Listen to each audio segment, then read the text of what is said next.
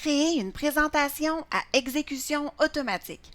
Vous pouvez utiliser une présentation à exécution automatique pour qu'elle s'exécute sans assistance dans un kiosque ou une borne lors d'une foire commerciale ou d'une convention, ou vous pouvez l'enregistrer sous la forme d'une vidéo et l'envoyer à un client.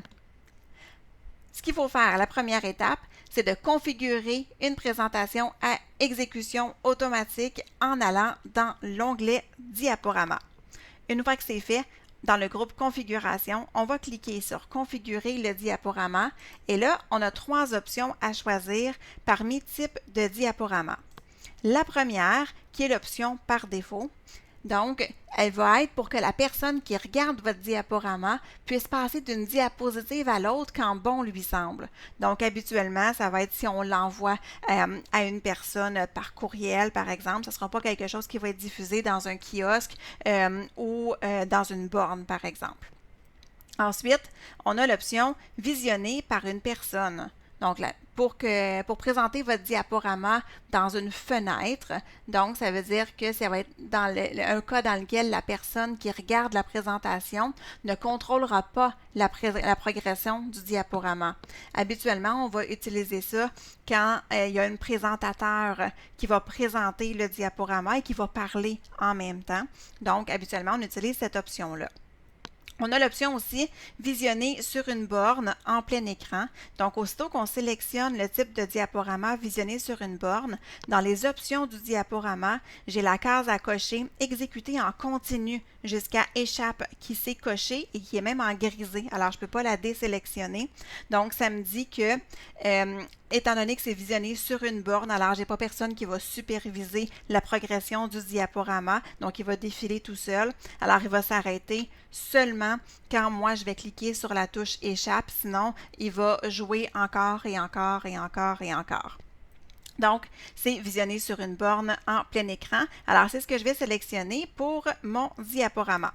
Donc, une fois que ça c'est fait, il y a une autre chose qu'on peut faire, c'est vérifier et enregistrer le minutage. Lors de la présentation d'un diaporama qui est visionné par une personne ou sur une borne, on peut spécifier une durée de transition fixe pour toutes les diapositives, donc la même durée de chaque diapositive, où on peut vérifier et enregistrer le minutage pour s'assurer que notre auditoire ait le temps de lire tout le contenu de chacune de nos diapositives. Je vous montre donc comment on peut faire une ou l'autre de ces options-là. Donc, premièrement, on va spécifier une durée de transition fixe. Alors, c'est très simple. Pour faire ça, on va aller dans l'onglet Transition. Dans l'onglet Transition, on va aller dans Minutage. Et ensuite, on va décocher la case à cocher manuellement. Et on va cocher la case à cocher après. Et là, on va aller mettre le nombre de secondes, de minutes qu'on veut pour chacune des diapositives. Et ensuite, on va aller cliquer sur « Appliquer partout ». L'autre option qui est possible, c'est à partir de l'onglet « Diaporama », c'est d'enregistrer, donc de vérifier et d'enregistrer notre minutage. Donc là, on pourrait avoir un minutage différent pour chacune des diapositives, tout dépendant s'il y a un texte qui est long, un texte qui est plus court, si c'est accompagné d'une vidéo ou pas. Donc, c'est ce que je vais vous montrer tout de suite. Alors, pour ça, dans l'onglet Diaporama, dans le groupe Configuration, on va cliquer sur Vérifier le minutage.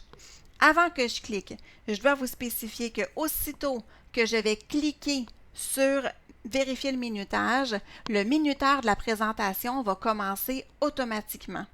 Vous allez voir la barre d'outils Répétition qui va s'afficher et le minutage va commencer dans la zone Durée de la diapositive. Donc, aussitôt que j'ouvre et que je clique sur Vérifier le minutage, ça commence à calculer donc le minutage de ma première diapositive.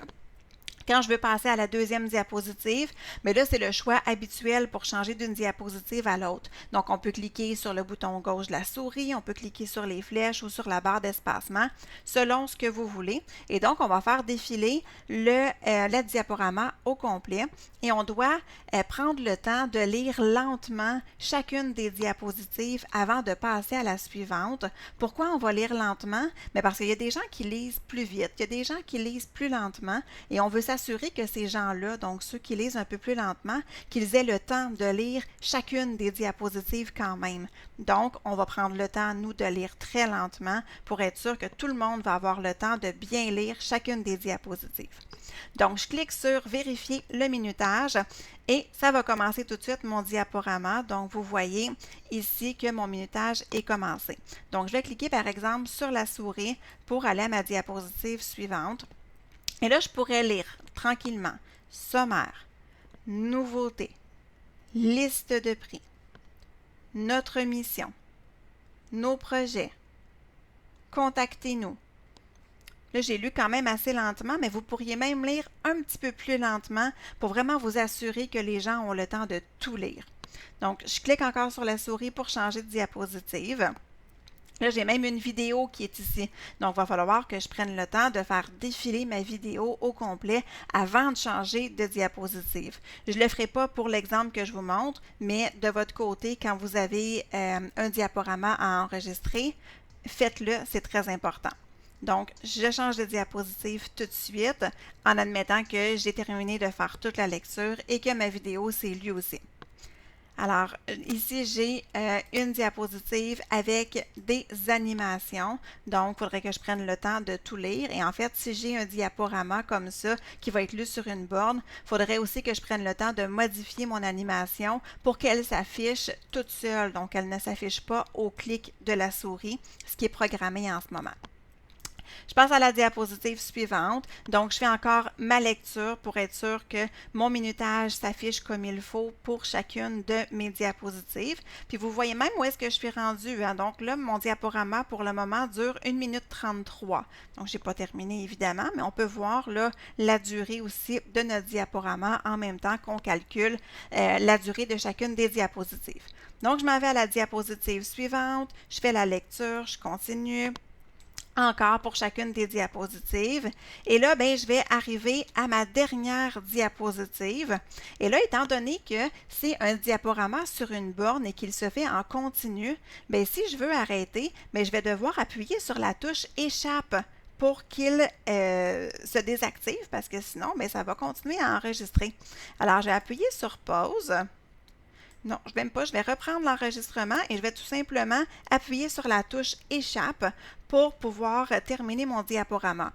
Et là, vous voyez, j'ai une boîte de dialogue qui s'affiche ici, qui me dit « La durée totale du diaporama était de 2 minutes 8. Voulez-vous enregistrer les nouveaux minutages des diapositives? » Alors là, on va aller cliquer sur « Oui » si on est satisfait. Sinon, on peut cliquer sur « Non » et recommencer l'opération au complet. Donc, je vais cliquer sur « Oui » et mon minutage est enregistré tout simplement. Vous pouvez voir en affichage trieuse de diapositives le minutage de chacune des diapositives. Vous le voyez à droite. Donc, 26 secondes, 22 secondes, 24 secondes, 2 secondes, etc. Donc, vous pouvez les voir là, votre minutage. Et si vous n'êtes pas satisfait, bien, vous pouvez recommencer, évidemment. Alors, voilà. C'est comme ça donc qu'on peut configurer une présentation à exécution automatique dans une présentation PowerPoint.